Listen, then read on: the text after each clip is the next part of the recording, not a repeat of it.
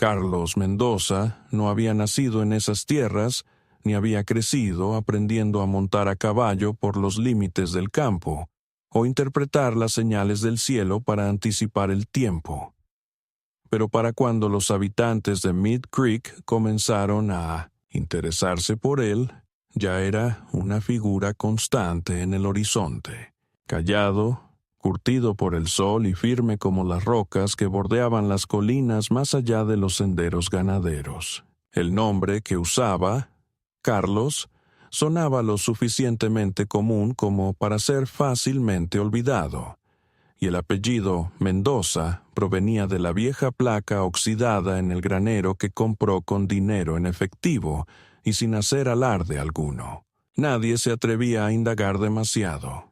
Mid Creek no era un lugar que valorara demasiado la curiosidad, y Carlos no daba motivos para que le preguntaran. Hablaba poco, trabajaba con empeño y pagaba siempre por adelantado.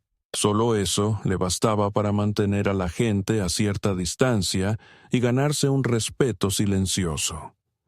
La realidad, claro está, era mucho más complicada. En otro tiempo se le conocía bajo otro nombre, uno que aparecía en los titulares y se susurraba en las salas de juntas. Mateo Bravo, heredero de un vasto imperio energético con propiedades desde Tulsa hasta Teherán. Un hombre que desapareció días antes de declarar ante una comisión federal y apenas semanas antes de que el precio de las acciones de Bravo Energy se desplomara. La versión oficial decía que había vendido todo, huido al extranjero o quizá fallecido en el desierto como un espectro culpable. Pero la verdad era más discreta. Había partido al norte, impulsado por algo más frío que la vergüenza y más intenso que la culpa, y halló este trozo agreste de tierra entre dos colinas moribundas y un camino forestal olvidado. Lo compró bajo el nombre de Mendoza y nunca corrigió a nadie. El rancho, llamado Dust Ridge, apenas era un conjunto disperso de viejas construcciones y cercas torcidas por el viento cuando llegó. No había ganado aún. Solo restos de alambre de púas y algunos fantasmas dejados por quienes abandonaron el lugar hacía ya una década. El granero se hundía. El pozo estaba medio obstruido por grava y el techo de la cabaña filtraba la lluvia en 5 lugares según la dirección del viento. Pero a Carlos le gustaba así. No había venido buscando comodidad. Vino para olvidar, para silenciar, para castigarse, aunque no usaría esa palabra. Algo en la forma en que el viento atravesaba los barrancos hacía que los recuerdos dolieran menos como llamas y más como humo. Débil, constante y desvaneciéndose si se les dejaba en paz. La mayoría de las mañanas Carlos se levantaba antes del amanecer, no por disciplina, sino porque el sueño ya no lo retenía después del alba. Seguía sus rutinas con la cadencia de alguien que no espera cambios. El mismo café, cocinado en la misma estufa gastada, la misma caminata hacia el establo, las mismas anotaciones escritas en un cuaderno forrado en cuero que nunca mostraba a nadie. Mantenía una radio, aunque solo sintonizaba informes meteorológicos y estática. La emisora local había cerrado años atrás cuando el último locutor abandonó la ciudad, y la señal que llegaba a su cabaña provenía del otro lado de la frontera estatal, con interferencias y retardo. Sin embargo, escuchaba. Era la única voz que permitía en sus mañanas. El escaso contacto social que toleraba ocurría durante sus compras mensuales en el establecimiento de Herreras Alimentación y Accesorios, un lugar tan polvoriento y silencioso como él mismo. Evitaba la ciudad cuando podía, estacionándose en el borde del aparcamiento y recorriendo los pasillos con determinación. La gente apenas lo reconocía. El hombre con la cicatriz en la sien izquierda, el que hablaba poco, que compraba más ungüento para caballos que cualquier otra persona en el condado. Lo apodaban domador a sus espaldas, con una mezcla de cariño y lástima. A él no le importaba. Nunca los corregía. Nunca llevó mujeres al rancho, no por puritanismo, sino por algo más profundo. Hubo una vez cuando su nombre aún inspiraba invitaciones y no citaciones judiciales. Su rostro volvía a él en sueños solo cuando el aire se cargaba con el aroma a tormenta y recuerdos. Ella se fue antes del declive. Vio en él la desintegración antes que él mismo la reconociera.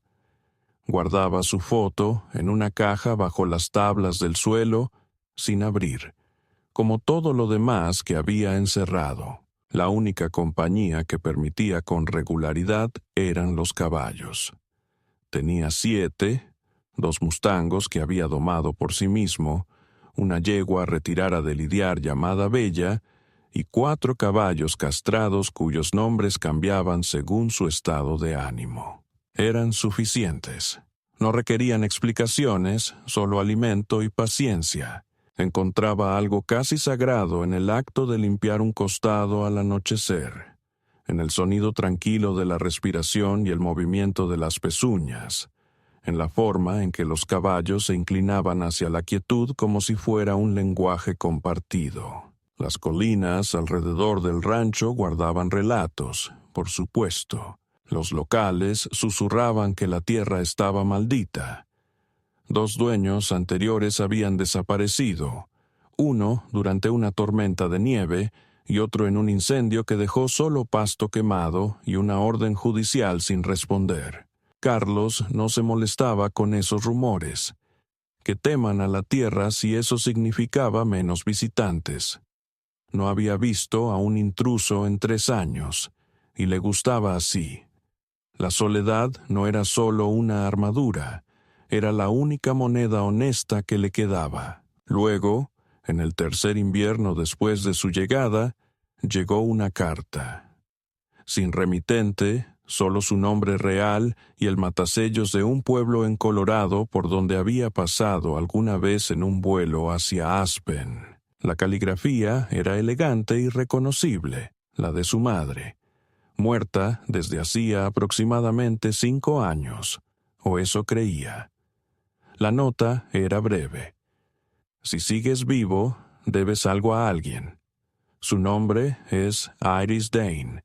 Vendrá. No la rechaces. Carlos la leyó 5 veces. La quemó. Luego reconstruyó la cerca del oeste con las manos entumecidas y un tormento en el pecho. Cuando ella llegó, no vino con súplicas o la fragilidad que él esperaba.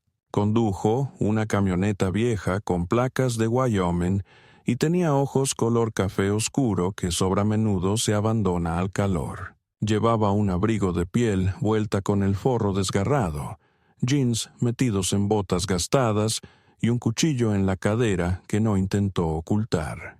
Él la observó bajar, revisar el terreno y acercarse al granero con la forma de andar de quien ha dormido al raso y no le importa. ¿Eres Mendoza?, preguntó sin sonreír. Él asintió. Escuché que necesitabas ayuda con los caballos. No es así, contestó. Ella encogió los hombros. Entonces, supongo que seré una invitada hasta que cambies de idea. Así fue como comenzó todo, no por necesidad ni por encanto, sino con una mirada fija en el patio mientras el viento lanzaba polvo sobre los pliegues de sus abrigos. Ella no explicó de dónde venía y él no preguntó. Pero más tarde esa noche la encontró acomodándose en el desván con los brazos rodeando una cantimplora y un abrigo enrollado que usaba como almohada. Ya estaba dormida. Los caballos no parecían molestarse por su presencia. Eso era suficiente por ahora. La radio emitía ruido estático mientras él se sentaba solo en la cocina escuchando el viento. No tenía idea de qué deuda cargaba aquella mujer, ni por qué la mano de su madre muerta la había apuntado hacia allí. Sin embargo, algo en su calma, en la forma en que no se retraía cuando él dijo que no removía el sedimento en su sangre. Se sirvió otra taza de café negro y miró hacia la oscura sierra que se extendía más allá del corral. Algo había cambiado y ya podía sentirlo. Carlos había dedicado la mayor parte de su vida adulta a convertirse en un hombre que nada podía sorprender. Sin embargo, había algo en aquella mujer que vivía en el loft que lo desarmaba de una forma difícil de explicar. Durante 3 mañanas consecutivas, ella se levantaba antes que él, cuidaba de los caballos sin que nadie se lo pidiera, y no dejaba más rastro que bebederos limpios y establos barridos. Él esperaba que fuera ella quien hablara primero, que pidiera dinero, alguna historia o al menos una taza de café, pero nada de eso ocurrió. En cambio, se movía por el rancho con la calma de quien conoce el silencio del lugar aun antes de haber pisado la tierra. La noche tercera trajo un cambio brusco de temperatura tan repentino que la bomba de agua exterior se rompió. Carlos la encontró bajo el alero del granero, arrodillada con una llave inglesa en las manos, sus dedos descubiertos y enrojecidos por el frío. Dijo sin levantar la vista: «Esta cosa tiene una fuga terrible. He sorteado el sello, pero mañana será necesario reforzarla». Él no preguntó cómo lo sabía, simplemente respondió: «¿Ese es tu camión con un orificio de bala en la puerta trasera?» Ella se levantó, se limpió las palmas en los jeans y lo miró directamente a los ojos. «Tiene 2, solo una es reciente». Después pasó junto a él hacia el granero dejando detrás un aroma a óxido y cedro, y la certeza fría de que huía de algo mucho más profundo que el clima. A la mañana siguiente, Carlos la encontró lavando una camisa de niño en la tina detrás de los establos. Una camisa pequeña, manchada de sangre, con un botón faltante. Ella no dio ninguna explicación y él no preguntó, al menos no al principio. Pero después, cuando el sol ya había subido lo suficiente para convertir la escarcha en vapor, entró al cuarto de arreos y la vio remendando esa misma camisa con hilo azul marino. «¿Tienes un hijo?», preguntó. «No es mío», respondió ella, «pero ahora la cuido». No había ternura en su voz, ni súplica de comprensión. Solo una afirmación tan dura como el hueso. Entonces, antes de que él pudiera seguir indagando, un sonido rompió la quietud de la mañana, cascos rápidos y desiguales muy cerca. Carlos estaba en la puerta en menos de un segundo. Desde detrás de la cresta sur apareció un caballo tambaleándose, con espuma en el cuello y su jinete desplomado y oscilante. El jinete, pequeño y joven, cayó justo antes de que el caballo se detuviera. Carlos e Iris llegaron a la niña al mismo tiempo. Una niña de quizás 7 años, pálida y temblorosa, con una tira de cinta adhesiva todavía pegada en la muñeca. Sangre brotaba de su oreja, donde una bala había rozado muy cerca. No gritó. Solo miró a Iris con unos ojos que parecían metal viejo, opacos y sin parpadeos.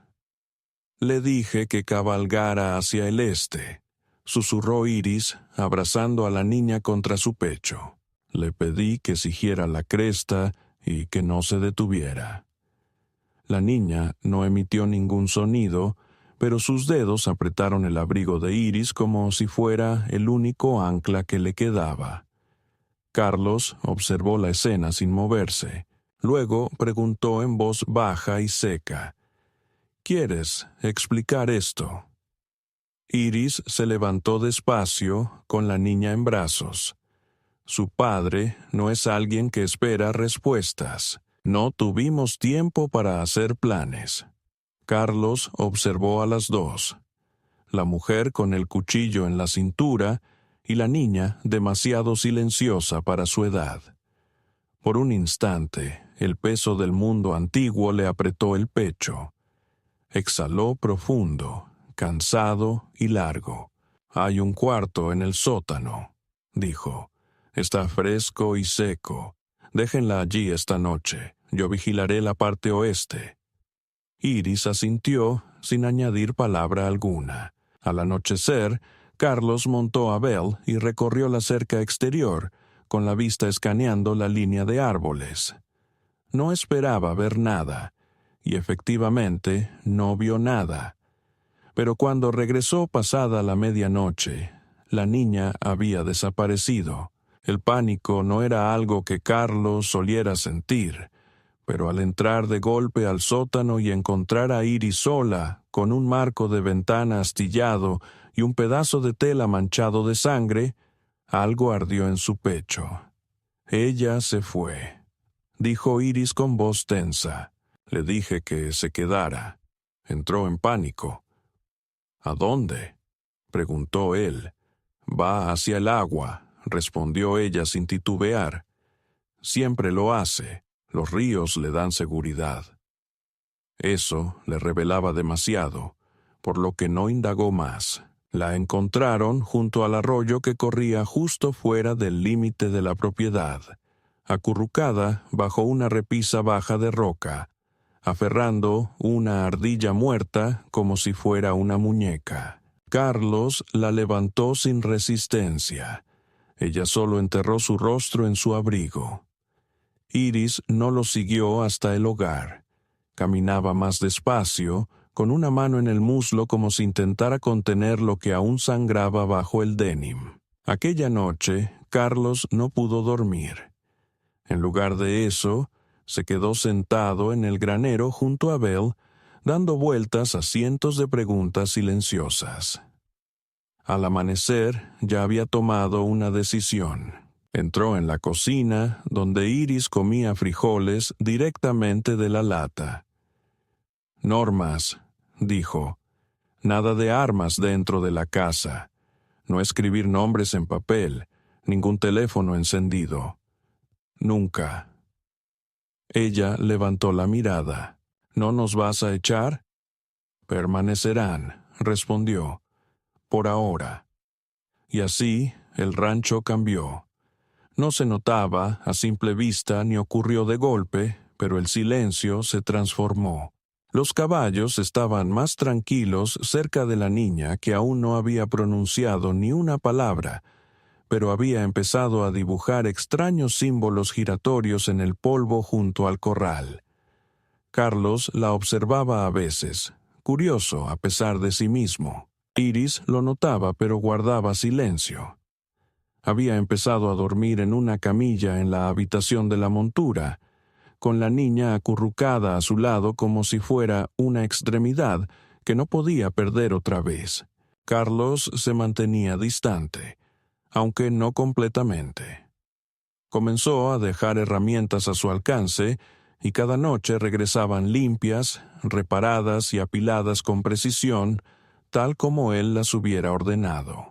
Una tarde encontró un casquillo de rifle incrustado en una estaca de la cerca cerca del sendero norte. No estaba allí el día anterior. Se lo mostró a Iris. Ella solo asintió. «Está acechando», dijo, «esperando que cometamos un error». Aquella noche ella no pudo dormir. Tampoco lo hizo Carlos. A las 3 de la mañana se sentaron juntos en el porche, con los rifles sobre sus piernas, sin pronunciar palabra alguna. La chica descansaba en el granero, con una pistola revólver guardada bajo la manta del sillín a su lado. Debería haberse sentido como un enfrentamiento. Sin embargo, parecía el hogar. Cuando llegó el amanecer, no ocurrió nada. No hubo disparos ni pasos. Solo el viento, el polvo y el cielo extenso que había presenciado días peores. Carlos se puso de pie y se estiró. Herrera sirvió las últimas gotas de café en su taza. «Él no va a detenerse», dijo en voz baja. no hasta que uno de los dos muera. Entonces esperaremos, respondió Carlos. Ella lo miró largamente. Finalmente dijo: «No eres solo un ranchero». Él la miró a los ojos. «Tú tampoco». Fue el primer instante en que dejaron de fingir. No eran amantes ni extraños, solo dos personas con heridas esperando a que pasara la tormenta. Al concluir la segunda semana, la sincronía entre ellos había encontrado un equilibrio delicado pero constante, semejante a una cuerda tensa tendida entre dos árboles que se balancean. Carlos no cuestionaba las rutinas de Iris, y ella no preguntaba qué guardaba bajo llave en el cofre bajo las escaleras. La niña, aún muda, todavía con ojos abiertos y en tensión con la vigilancia instintiva de un animal casi salvaje, había empezado a dormir varias horas seguidas. Seguía a Iris como una sombra, y a veces también a Mendoza, aunque nunca le tocaba. Simplemente observaba desde las puertas o desde la orilla del corral, sus ojos fijos, inescrutables, pero sin mostrar miedo. Carlos aprendió a no moverse demasiado rápido ante ella y a no hablar en voz demasiado baja. Ella confiaba más en el volumen que en la ternura. Fue la yegua, Dela, quien rompió aquella paz quebradiza. Una de las yeguas salvajes, todavía nerviosa por su captura años atrás, Dela siempre había sido impredecible. Una descarga de nervios envuelta en un abrigo suave, capaz de patear ante un susurro. La tarde del primer deshielo, Carlos regresó tras reparar una cerca y encontró a la niña agachada dentro del corral de Dela, con la frente apoyada contra el costado de la yegua. El animal respiraba con dificultad, sudaba a pesar del frío y había sangre en la paja. No se veía a Iris por ninguna parte. Carlos se paralizó. Un paso en falso y la niña estaría muerta en segundos. Entró al establo despacio, con voz baja y firme. «¿Qué demonios estás haciendo?» La joven no mostró miedo.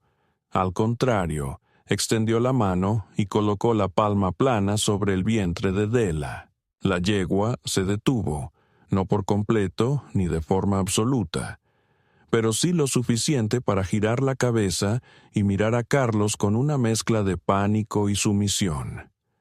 Él avanzó con una calma intencionada. El potro venía demasiado pronto, muy rápido. La respiración de Dela se entrecortó y aumentó, y la joven se acercó aún más. Carlos permaneció en silencio. Se arrodilló cuidadosamente, sosteniendo suavemente la región lateral para darle espacio a la yegua. Cuando Iris apareció en la entrada del establo, con barro en las mangas y un cuchillo de caza en el cinturón, no pronunció palabra. Solo observó y se arrodilló junto a él. Juntos trabajaron, sin parteras, sin veterinarios. Solo manos, instinto y décadas de experiencia combinada que, de manera insólita, les habían preparado para ese preciso instante. El potro nació torcido, con dificultades, y los pulmones aún sin madurar. Carlos lo giró con ambos brazos. Sus hombros tembloraban, y Herrera usó su cinturón para despejar las vías respiratorias. La joven fue a buscar agua sin que se lo pidieran. Durante 10 largos minutos creyeron que el potro no sobreviviría. Entonces respiró. Dela se desplomó, pero siguió con vida. El potro, inseguro y desgarbado, mamaba sin ver mientras Iris limpiaba su rostro con la esquina de su camisa. La joven se sentó a su lado, con una mancha de sangre en la mejilla, y sonrió por primera vez. Una sonrisa torcida, con el labio partido, pero genuina. Carlos la vio y sintió que algo en su pecho cambiaba, sutil pero irreversible. Más tarde esa noche, cuando el granero estaba en silencio y el fuego de la casa principal chisporroteaba suavemente, Iris sacó 3 tazas de hojalata y las llenó con café débil. La joven sostenía la suya como si fuera un tesoro. Iris le entregó a Carlos la suya y se sentó frente a él, con las botas desatadas y el cabello suelto por primera vez. «Lo hiciste bien», dijo ella. Él se encogió de hombros. «He visto partos peores». Ella inclinó la cabeza. «No eso quise decir». El silencio se extendió entre ellos, largo y acogedor. Luego preguntó: «¿Por qué nos dejaste quedarnos?» Carlos la miró mucho tiempo antes de responder. «Porque no lo pidieron». A la mañana siguiente, algo cambió nuevamente en el rancho. La joven comenzó a seguir a Carlos en los campos, sin acercarse demasiado, sin hablar, pero imitando sus movimientos. Cuando él se agachaba para revisar un poste, ella también se agachaba. Cuando él se sentaba con un mapa marcando las rutas de pastoreo, ella observaba. Iris también miraba desde el porche, con una expresión difícil de interpretar. Esa tarde, mientras el sol caía en gruesas franjas doradas sobre el patio, la joven entró al granero, se acercó a Carlos y extendió su mano.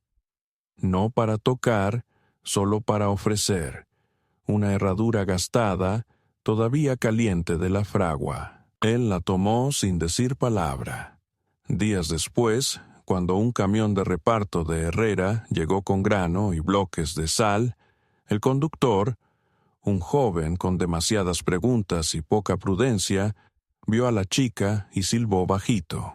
«No sabía que estabas cuidando a Callejeras, Mendoza». Carlos no respondió. Solo tomó la factura, la firmó y la devolvió. El conductor insistió: «Ella tiene esa mirada salvaje, ¿sabes? ¿La estás preparando para morder?» El puño de Carlos golpeó antes de que él mismo supiera que se movía. Un solo impacto, limpio y fuerte. El muchacho se desplomó como si fuera una lona vieja. Carlos no dijo una palabra mientras arrastraba al conductor aturdido de vuelta a la cabina y cerraba la puerta con fuerza. Iris estaba en el porche, con los brazos cruzados. «Pensé que ya no peleabas por nada», comentó. «Ya no», respondió él, «pero a veces golpeo lo que no merece palabras». Esa noche ella tocó su hombro por primera vez. Solo un roce breve de dedos mientras pasaba hacia el granero. No fue afecto, no exactamente. Más bien fue un reconocimiento, como una señal en un terreno extraño. La chica había decidido dormir en el granero aunque le ofrecieran la cama plegable. Carlos reforzó él mismo la barandilla. Añadió una manta de lana y una lámpara de queroseno. No le dio las gracias, pero dejó una ramita de salvia en la barandilla del porche a la mañana siguiente. Él entendió. No era un agradecimiento. Aún no, pero tampoco miedo. Entonces llegó el sueño, el que rompió el ritmo. Carlos despertó gritando, con el sudor frío recorriéndole el cuello, las manos apretadas en puños contra un fantasma que ya no tenía rostro. Mendoza lo halló en la cocina, sin camiseta, respirando como si lo persiguieran. No dijo nada, simplemente se sentó frente a él, con los ojos hundidos por un cansancio que igualaba al suyo. Cuando finalmente habló, fue sin mirarla. «Dejé a mi hermano en una escalera mientras huía con una unidad USB llena de secretos. Nunca lo volví a ver». Ella permaneció en silencio. Solo extendió la mano y la posó plana sobre la madera entre ellos. un gesto que no pedía confianza, solo la ofrecía. En los días siguientes trabajaron más cerca. Ella dejó de esperar permiso para ir al potrero del norte. Él dejó de fingir que no veía cómo ella trenzaba el cabello de la niña en las noches. El ritmo entre ambos no se suavizó, se intensificó. Se volvió preciso. No se basaba en la comodidad, sino en la claridad. Ella sabía qué caballos prefería a él. Él comprendía qué la hacía estremecerse. Hablaban poco, no era necesario, pero el mundo afuera no se detenía. Una mañana apareció un casquillo de 108 sobre la barandilla del porche. Limpio, intencionado, una advertencia. Carlos lo recogió y miró hacia la cresta. Solo viento. Cuando volvió la mirada, Herrera ya estaba cargando la escopeta. No estaba ansiosa, estaba concentrada. ¿Crees que es él?, preguntó. Ella asintió. Lo sé. Él no preguntó cómo. Simplemente abrió el armario y sacó una segunda arma. La chica estaba sentada en la esquina, afilando un palo con la hebilla de un cinturón. Cuando levantó la mirada, no había temor. Solo una expectativa clara. Esa noche, Iris permanecía junto a la puerta del granero, observando la oscuridad con unos ojos que no parpadeaban. Carlos estaba a su lado, y cuando ella se apoyó ligeramente en su hombro, él no se apartó. «¿Por qué no has preguntado mi nombre verdadero?», preguntó ella. «¿Por qué no lo usas? ¿Y si quisiera dártelo?». Él giró la cabeza apenas un poco. Entonces lo sabría. Ella no volvió a hablar, pero se quedó. Y él también. El viento descendía por la cresta como si tuviera un peso tangible, denso y misterioso, cargado con una tensión que Carlos no había sentido desde los pasillos del tribunal en Austin, desde la noche anterior al testimonio que nunca ocurrió. El cielo se había tornado en un violeta magullado hacia la tarde, un tono que inquietaba a los animales y hacía que el agua supiera a metálico. Incluso los caballos caminaban inquietos en sus pesebres, y la niña, que había pasado casi 2 semanas fingiendo no conocer el temor, se negaba a entrar en el establo. En cambio, se sentaba en los escalones del porche, tallando espirales en la madera con la punta de una uña, con los hombros excesivamente quietos y la cabeza inclinada como si pudiera escuchar algo que provenía desde lo más profundo de la tierra. Carlos lo percibía también, aunque se lo negaba a sí mismo. Revisó nuevamente la línea de la cerca, trasladó las herramientas dentro de la casa y cargó la escopeta que guardaba sobre la repisa sin decir palabra. Herrera no preguntó nada, simplemente se movía por la casa como siempre, silenciosa, eficiente, con movimientos exactos. Pero él notó que su mano rozó el hombro de la niña 2 veces al pasar, no una, no por accidente. Al anochecer, un coche apareció sobre la loma. No era una camioneta, ni un remolque de rancho, sino un sedán negro y bajo con placas urbanas y demasiadas líneas limpias para ser de esta región. No avanzó, solo permaneció allí, con el motor en marcha, la sombra de un hombre visible tras el cristal, inmóvil. Carlos lo observaba desde la ventana del granero, sintiendo cómo una ira pausada crecía en su interior. No era pánico.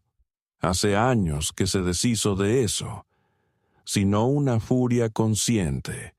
Ese tipo de enfado que solo llega después de estar tanto tiempo solo y olvidar lo que significa ser perseguido. Sabía que vendría, dijo en voz alta, sin dirigirse a nadie en particular. De repente, Aris apareció detrás de él. Ya no se molestaba en disimular sus pasos. «Siempre lo hace», respondió ella. «Espera hasta que piensas que no aparecerá. Luego llega, nunca demasiado cerca, solo lo suficiente para observar». Carlos se dio vuelta. Su rostro estaba más pálido de lo normal, la mandíbula apretada, pero su voz no tembló. «Intenta recordarnos que todavía le pertenecemos». Carlos no preguntó qué quería decir pertenecer. En cambio, salió al patio. No tomó la escopeta. Tampoco se llevó un abrigo. Cruzó el campo despacio, con paso firme, sus botas hundiéndose en el barro que empezaba a derretirse con cada pisada. El coche permaneció inmóvil. Al llegar a la verja, levantó la mano. No como saludo ni amenaza, sino como un gesto. El motor rugió una vez. Después, tras una pausa larga, el coche giró y desapareció por la colina, levantando piedras que parecían risas. Carlos no se movió por un momento. Quedó junto a la cerca, mirando hacia la oscuridad, su mano todavía a mitad levantada, mientras el viento arrancaba su abrigo como si quisiera desnudarlo. Al regresar a la casa, Iris estaba haciendo maletas. No con prisa, sino con calma y orden. 2 bolsas. La chica ya llevaba puesta su chaqueta. Su mano apretaba con fuerza la de Iris, su rostro era inexpresivo. Mendoza entró y dijo una sola palabra: «No». Iris levantó la vista y luego la bajó. «Lo viste», afirmó. «Sabes lo que quiere». «Él intenta asustarnos», respondió Carlos. «Eso no significa que huyamos». Ella negó con la cabeza. «No te hará daño, no le importas. Lo que quiere es a ella y a mí. La ley no nos ayudará, nadie lo hará. He huido suficiente para saber cuándo hay que hacerlo otra vez». Carlos respiró hondo, frío y profundo. «No es el único que puede encontrar a la gente», dijo. Luego se dirigió a la habitación trasera, abrió un cajón que no tocaba desde hacía años y sacó un archivo marcado «Bravo, Mateo, confidencial». Aquella noche extendió los papeles sobre la mesa. Nombres, firmas, números telefónicos que no marcaba desde antes de su caída. Iris observaba en silencio. «¿Todavía conservas esto?», preguntó. «¿Guardaste tan cerca tu pasado?». Carlos no respondió de forma directa. «Conozco a un hombre en D.C., me debe un favor, y él no teme a sombras en autos negros». Cruzó los brazos. «¿Y qué sucede cuando tus fantasmas y los míos se encuentran? ¿Qué pasa cuando se dan cuenta que somos el mismo tipo de error?». «Entonces peleamos con toda la intención», dijo él. Fue la chica quien tomó la decisión por ambos. Se acercó a la mesa. Apoyó una mano sobre la página con más líneas tachadas y asintió una sola vez. Solo una vez. Pero el mensaje quedó claro. Ya no habría más fugas. A la mañana siguiente, la berlina no regresó. Sin embargo, el teléfono sonó. No lo hacía desde hacía años. Carlos contestó con un gruñido. La voz al otro lado le era familiar, hierro y sal. «Llamaste para cobrar una deuda», dijo. «No creía que te quedara valor». «Necesito un nombre», dijo Carlos, «y que desaparezca». Pausa. «Eso tendrá un precio». «Toma las tierras si quieres. Solo protégelos». La línea quedó en silencio. Luego la voz expresó: «Ella no es de tu sangre». «Es mucho más que eso», replicó Carlos. Después colgó. Cuando se dio la vuelta, Carlos estaba frente a él, sin preguntas, solo ojos llenos de algo que no había visto desde los días iniciales de demandas y traiciones esperanza, desgastada pero persistentemente viva. Ella avanzó y posó la palma de la mano sobre su pecho, los dedos cálidos a través de la franela. Él no se movió.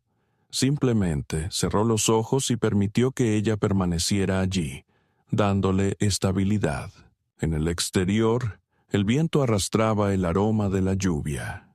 Por primera vez en semanas, la chica rió un sonido corto y agudo como el cristal rompiéndose y tan limpio como él. La primera señal no llegó con la vuelta del sedán negro, sino con la manera sutil en que el miedo se entreteje en la rutina, un candado torcido apenas en la puerta del granero que Iris juraba no haber tocado unas huellas nuevas en la tierra seca detrás del ahumadero, demasiado grandes para ser de Mendoza y demasiado profundas para haber sido dejadas por el paso despreocupado de un vagabundo.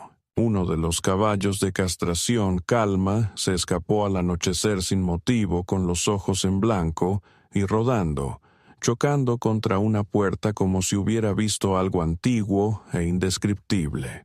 La niña encontró un fragmento de vidrio roto en el agua del abrevadero, colocado como una ofrenda o una maldición, y se lo entregó a Iris sin decir nada. Después de eso, ninguna habló mucho, y el silencio, que antes era consuelo, se volvió cortante en los bordes. Carlos no pudo conciliar el sueño la noche en que la ventana trasera se hizo añicos. Lo escuchó en el silencio absoluto, el estruendo preciso y nítido de un solo cristal cediendo bajo presión. Ya estaba a mitad del salón cuando los fragmentos cayeron al suelo. La niña había desaparecido de su cuna. El cuchillo de Iris no estaba en su lugar habitual. Por un instante frenético pensó que quizá se había escapado, que habría huido en la oscuridad como solía hacer cuando el pasado la atrapaba. Pero entonces llegó la voz, suave y pausada, deslizando las sílabas lentamente como una cerilla encendiendo aceite. «Tú nunca supiste cerrar la puerta tras de ti, Iris». Carlos no vaciló. Avanzó hacia el pasillo y lo vio. Alto, anguloso, pálido en esa manera que tienen ciertos tipos de crueldad, sin sangre ni calor, recargado en el umbral con un cigarrillo entre dos dedos y una expresión de indiferencia inevitable. No sostenía un arma visible, pero Carlos notó un bulto bajo su abrigo. La niña estaba detrás de él, pegada a la pared como un perro acorralado, con los ojos abiertos, sin mostrar pánico todavía. «Te dije que la encontraría», dijo el hombre sin siquiera mirarlo a Carlos. «Siempre lo hago». Entonces Iris se movió de repente, rápido, desde la puerta de la cocina detrás de él, su cuerpo una mancha de movimiento y cálculo. El cuchillo penetró justo bajo su omóplato antes de que pudiera sacar su arma. El hombre gritó no por dolor, pero sí por ira, una maldición gutural que sonaba más a traición que a sorpresa, y lanzó un codo hacia atrás, golpeando a Iris en las costillas. Ella vaciló, pero no cayó. Carlos actuó sin pensar. Lo derribó contra la pared del pasillo, la pistola cayó al suelo y rodó hacia la chica, que ni la tocó ni apartó la mirada. Los puños impactaron con una percusión sorda de desesperación. Ninguno de los dos estaba entrenado para esto, ambos demasiado enfadados para sentir los golpes que llegaban. Nudillos cortados, costillas rotas, rodillas golpeando el suelo de cerámica. Iris alejó a la chica hacia la cocina, susurrando algo en un idioma que no necesitaba palabras. Carlos sometió al hombre al fin, con el hombro presionando su garganta, respirando con jadeos ásperos. «Ella no es tuya», dijo. «Tampoco es tuya». respondió el hombre con voz ronca. Cuando todo terminó, la pistola estaba en el fregadero, el hombre atado a una silla con bridas, e Iris sangraba por un costado. Carlos le vendó las costillas sin decir palabra, sus manos firmes a pesar del temblor en su mandíbula, y cuando la niña trajo un paño húmedo y se lo puso en la boca a Iris, Carlos vio que la mano de la niña temblaba por primera vez. No llamaron al alguacil. Sabían que eso no era opción. En cambio, Carlos metió al hombre en la parte trasera de la misma camioneta que trajo a Iris hace 2 meses. Condujo 3 horas hacia el norte hasta una cabaña de casa sin cimientos y lo dejó allí con comida suficiente para 5 días y un tobillo roto. Antes de irse, dijo una cosa: «La próxima vez no te llevaré vivo». El hombre se rió con sangre en los dientes. «Habrá una próxima vez. Eso lo sabes». Carlos no contestó. Cuando volvió, el granero había sido consumido por el fuego. No todo se quemó, solo el techo y la pared oeste, pero el humo aún subía, y los caballos se habían dispersado. Carlos logró sacar a la mayoría a tiempo. La joven, ayudando con un valor que partió algo en el pecho de Carlos al verla descalza, entre la ceniza con una mancha oscura en la mejilla como pintura de guerra. El fuego comenzó desde dentro, eso estaba claro. Acelerante, plantado. «No pude salvar el equipo», dijo Iris con voz apagada. «Perdí la nueva montura, el botiquín y la comida». «No importa», respondió Carlos mientras ya llevaba cubos para apagar lo que aún humeaba. «Fueron por los animales. Eso es lo esencial». La joven no habló durante 2 días. Solo se sentaba cerca del corral con una cuerda en el regazo atando y desatando nudos en formas que Carlos no podía entender. Esa noche, Iris dejó una carta en la mesa. Era corta, solo unas líneas en su letra precisa y efectiva. «No estamos seguros aquí. Ya no nos persiguen, nos están advirtiendo. No dejaré que crezca con miedo». Carlos la leyó 3 veces luego, entró en su cuarto y la dejó sobre la almohada. «No te pido que te quedes», dijo. «Te pido que termines lo que comenzamos». Ella no respondió, pero tampoco se fue. En lugar de eso, reconstruyeron el granero a mano, maderas rescatadas de una casa condenada en el camino este, clavos arrancados de cercas demasiado viejas para sostener ganado. La niña ayudó a mezclar el cemento. Sus dedos quedaron ásperos al final, y Carlos le enseñó a usar correctamente una escuadra, cómo lijar hasta que la veta quedara suave. Mendoza la sorprendió una vez susurrando a las vigas, no palabras, sino sonidos, y en ese momento comprendió cuán profundamente estaba arraigada allí, lo poco dispuesta que estaba a marcharse, aunque los fantasmas vinieran a llamar. Pero no regresaron, al menos todavía no. En cambio, las amenazas tomaron un tinte más extraño. Un conejo muerto clavado en el poste de la cerca. Una fotografía de Iris cuando era niña escondida en el alimento de las gallinas. Una Biblia quemada, abandonada en el porche, todas las páginas negras salvo una. Salmos subrayada en rojo. Aunque ande por el valle. Carlos se quedó con el libro abierto en su regazo mucho tiempo después de que los demás se hubieran acostado. «He atravesado el valle», dijo en voz alta. «¿Qué viene después?» Esa noche soñó nuevamente con el tribunal, pero esta vez los rostros no eran los mismos. La juez era la niña. El fiscal llevaba la sonrisa de su hermano. El jurado permanecía silencioso, todos sosteniendo antorchas y con la cabeza inclinada como en oración. Despertó con los puños apretados, las uñas clavándose en las palmas, y encontró a Iris sentada al pie de la cama, con los ojos oscuros. «¿Crees que estamos malditos?», preguntó ella. «No», respondió él. «Las maldiciones tienen reglas». Ella asintió. «Solo tenemos enemigos». «Peor», dijo él, «tenemos historia». 2 días después, un hombre apareció montando por la cresta norte. No representaba peligro. Era un viejo ranchero llamado Murdoch, quien acostumbraba a negociar tanto alimento como opiniones en partes iguales. Traía un pastel, un saco de avena y una advertencia. «Dicen que tienes un hijo que no es tuyo. Una mujer con órdenes de arresto. Un arma guardada bajo cada tabla del suelo. Se comenta que te estás preparando para la guerra». Carlos le miró fijamente a los ojos. «No están equivocados». Murdoch asintió con la cabeza. «Solo asegúrate de que sea una batalla que puedas ganar». La niña comenzó a trazar mapas. No con caminos ni cercas.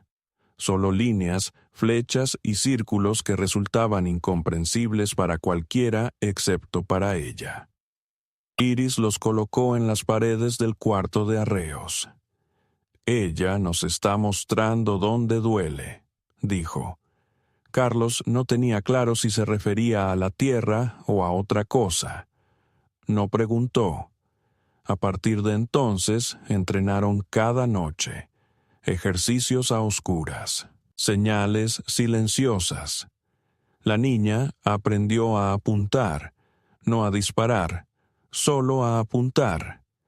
Iris practicaba abrir cerraduras, entradas sigilosas y medicina en el campo. Carlos llenaba la bodega con suficiente comida y municiones para soportar un asedio, porque sabían lo que se avecinaba, no un sí, sino un cuándo. La tormenta llegó sin aviso, no en el cielo, sino en el silencio, en la forma en que los pájaros dejaron de cantar, en cómo el ganado permanecía inquieto incluso después de que les dejaron la comida, en el aire que se sentía denso y bajo, como si contuviera la respiración. Carlos había estado observando las colinas del oeste desde el amanecer, percibiendo una extraña sensación en la luz, un peso en la tierra que no podía explicar, pero tampoco ignorar. La chica había dejado de hacer sus mapas 2 días atrás y se había acostumbrado a sentarse en el techo del granero, con las piernas colgando por el borde y la mirada fija hacia la línea de árboles, como si esperara algo que solo ella podía ver. Iris se movía por la casa como si tanteara rutas de escape, aunque ni ella ni Carlos decían nada en voz alta. Ya no fingían. Habían dejado atrás el lujo de los nombres, los títulos o las palabras de consuelo.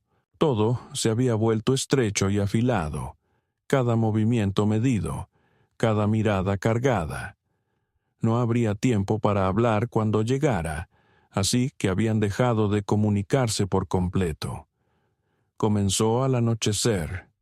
Un solo disparo, no desde la loma, sino desde dentro del perímetro, mucho más cerca de lo que esperaban, demasiado próximo para ser una advertencia.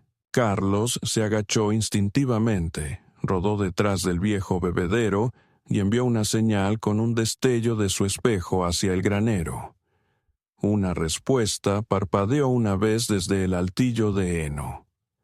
La chica estaba a salvo. Iris, ya en el espacio de arrastre bajo el porche, mantenía su rifle enfocado en el punto ciego cerca de la casa de ahumados. Carlos avanzó agachado y rápido hacia el corral del este, manteniendo la cerca entre él y el viento. Otro disparo resonó, rompiendo el aislador de cerámica sobre el cobertizo de herramientas. Esta vez era una advertencia y también un mensaje. No estaban allí para infundir miedo. Estaban allí para terminar el asunto. Eran 3, tal vez 4. Carlos vio sus sombras entre los árboles, el destello de ópticas bajo la luz de la luna, el espaciamiento coordinado de hombres entrenados para irrumpir y extraer. No eran cazadores de recompensas, no vagabundos ebrios. Eran profesionales. De esos que no contratas a menos que estés listo para limpiar el desastre después. Se deslizó dentro del granero de alimento y accionó la palanca oculta bajo la trampilla. Las luces exteriores, instaladas semanas atrás, iluminaron el pastizal con una luz blanca. El movimiento se detuvo. Una figura salió corriendo del cobertizo. Iris disparó. Un solo estallido seco, y el hombre cayó sin emitir sonido. 2 más se agacharon tras la línea de matorrales. Carlos no esperó. Avanzó hacia la chica. Ella ya no estaba en el desván. Él la encontró agachada detrás de la fragua, aferrándose a un bolso como si fuera una extensión de su propio cuerpo. Al verlo, negó con la cabeza con fuerza y señaló hacia el campo, hacia algo que él no podía distinguir. Entonces lo oyó. Un zumbido. No era el sonido del viento, ni de la lluvia, ni siquiera de motores, sino un dron pequeño que circulaba sobre ellos. Vigilancia.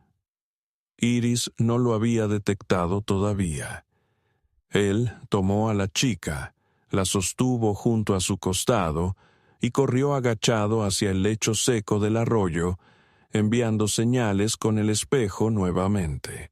Iris bajó de su escondite y los alcanzó corriendo, arrastrando la radio de respaldo. Se reagruparon en el antiguo refugio contra tormentas junto a la línea de árboles.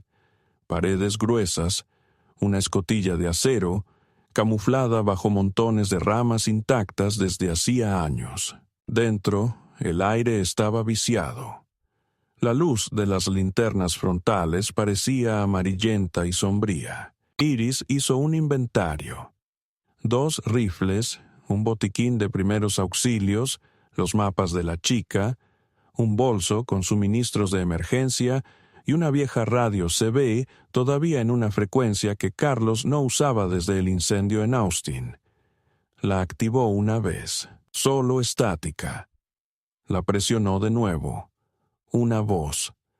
Confirmando visual, perímetro activado, paquete localizado. Luego, no eliminar salvo que haya provocación. Debe ser recuperada intacta. La chica se estremeció al escuchar la palabra paquete. Iris tocó su mano. Mendoza apretó la mandíbula. No están aquí por ninguno de nosotros, dijo. Están aquí por ella. Eso ya lo sabíamos, respondió Iris. No, dijo mirando a la chica. Supusimos. Esto es la confirmación. Quieren que esté viva, lo que significa que ella tiene un valor. No para ellos, respondió Iris en voz baja. Para alguien que les pagó. Planearon rápido. No quedaba otra opción. El refugio no resistiría si usaban escáneres térmicos. El granero ya no existía. La camioneta estaba atrapada en el garaje. La única alternativa era el cauce del arroyo, bajo, serpenteante, invisible bajo la cubierta de árboles. Seguirían ese camino hasta la cresta lejana, instalarían la señal que Iris enterró hace semanas y esperarían al equipo de rescate que el viejo contacto de Carlos prometió si la situación llegaba a este punto. La chica no protestó. Le entregó a Iris el bolso.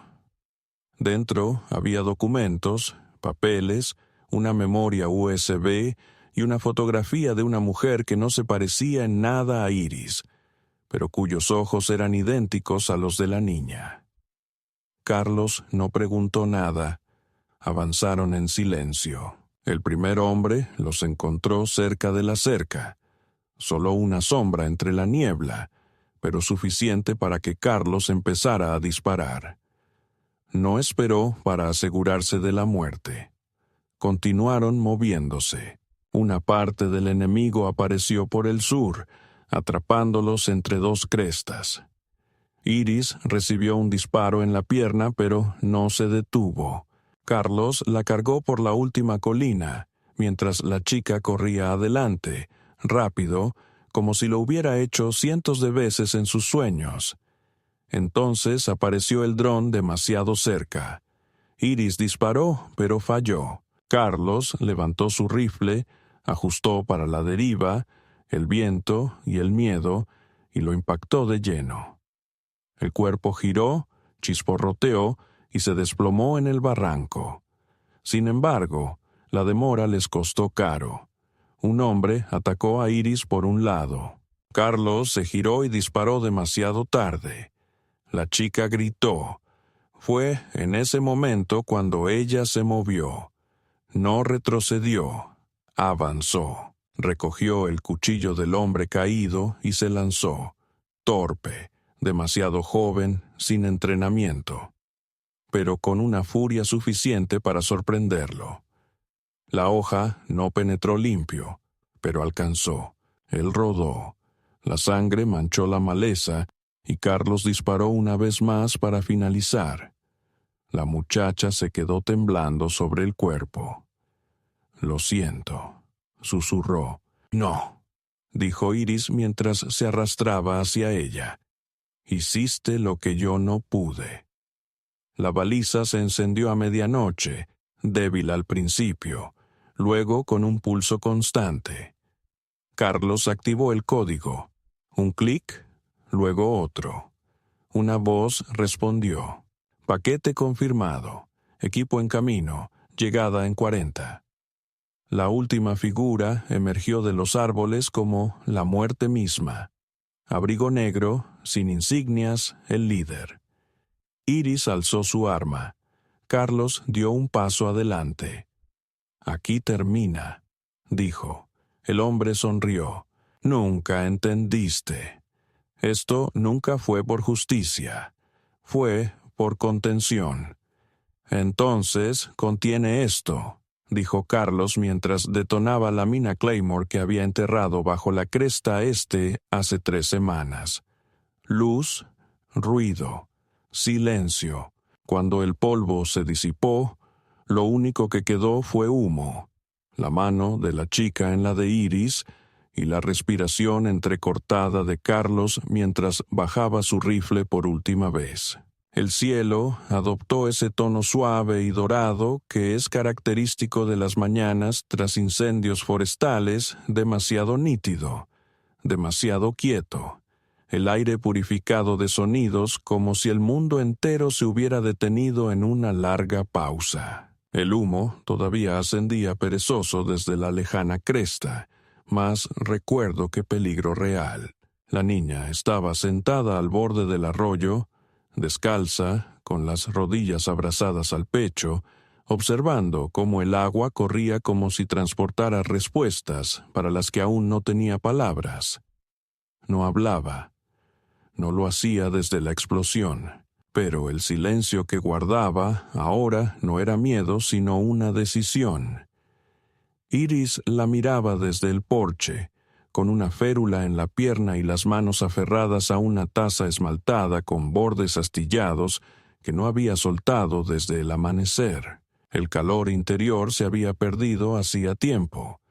Sin embargo, la sujetaba como un vínculo porque no existía un nombre para lo que eran ahora ni para lo que habían sobrevivido. Solo respiración, cicatrices y ese espacio entre lo que había sido y lo que podría venir.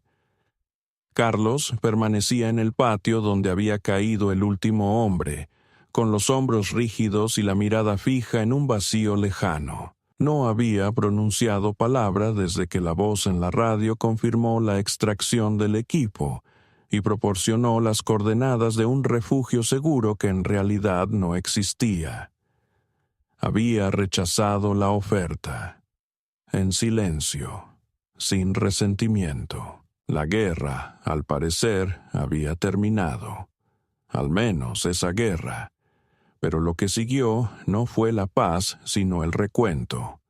La contabilidad de las heridas, el registro de las pérdidas, el lento y monótono regreso a una vida interrumpida. Pasó la mano por la cerca rota, la madera astillada por el impacto de las balas, y se preguntó si valía la pena repararla o si esa ruptura ya pertenecía allí, como otra forma de memoria. Enterraron al último hombre detrás de la cuesta sin colocar ninguna marca ni pronunciar palabra. La tierra no se opuso. Aquella noche, Iris tomó una silla junto a Carlos en el porche y encendió un cigarrillo a pesar de que ninguno de los dos fumaba. El ritual fue suficiente. Ahora ella es distinta, dijo Iris finalmente, con voz baja pero firme. Nos observa como yo solía observar las puertas. Carlos asintió despacio. No, se atraviesa el fuego y se sale impoluto. No, expresó Iris, pero tal vez se sale despierto. Él la miró de verdad en ese momento, no como a alguien a quien había protegido ni defendido, sino como a la única persona que comprendía lo que significaba tener la vida de otro en las manos y al mismo tiempo preguntarse si merecía hacerlo. Ella no titubeó bajo ese peso, sostuvo su mirada, y en ese silencio algo pasó entre ellos, no amor aún, pero sí la forma que éste tomaría esperando su momento. Al acabar la semana, la joven empezó a hablar de nuevo, apenas unas palabras bajas y ásperas por la inactividad, pero con intención. Preguntó por los caballos si el establo podría reconstruirse y si iban a quedarse. Iris miró a Carlos y él fue el primero en responder, «Si quieres». La chica asintió una vez. Eso fue todo. Trabajaron juntos despacio y con cuidado, limpiando los restos quemados del establo. Carlos dirigía la reconstrucción del armazón con la misma calma firmeza que en sus antiguos consejos empresariales, aunque ahora el salón de reuniones era tierra y aserrín, y los únicos accionistas, dos mujeres heridas que lo habían elegido no por poder, sino por ofrecer tranquilidad. Una noche, mientras lijaban las nuevas vigas bajo la luz de una lámpara, Iris tocó su brazo y no se apartó. Él no dijo nada, solo giró su mano para que sus dedos se encontraran y la sostuvo. Cuando terminaron el granero, Carlos sacó un hierro para marcar ganado nuevo. Se lo entregó a la muchacha y le dijo, «Tu marca, si quieres que esta tierra recuerde tu nombre». Ella asintió y apoyó el hierro contra la nueva estructura de madera, con la mano firme y la mirada fija. La forma que dejó era extraña, mitad círculo, mitad línea, pero inconfundible. Era suya. Un día la radio, que había estado callada mucho tiempo, emitió un crujido y cobró vida. Una voz familiar preguntó si todavía pensaba en desaparecer. Carlos miró a Iris, a la joven que llevaba a Mateo a pastar, la cerca reconstruida y el amanecer que iluminaba la loma, y respondió, «Ya lo hice». Luego apagó la radio para siempre. Sembraron flores silvestres sobre el cráter dejado por la explosión de la mina. No para ocultarlo, sino para recordar que allí todavía podían hacer algo. Algo delicado y nuevo. En el porche, ahora cada mañana, esperan 3 tazas. No para invitados ni para fantasmas, sino para los 3 juntos. Sin darle un nombre, pero con la certeza de estar unidos.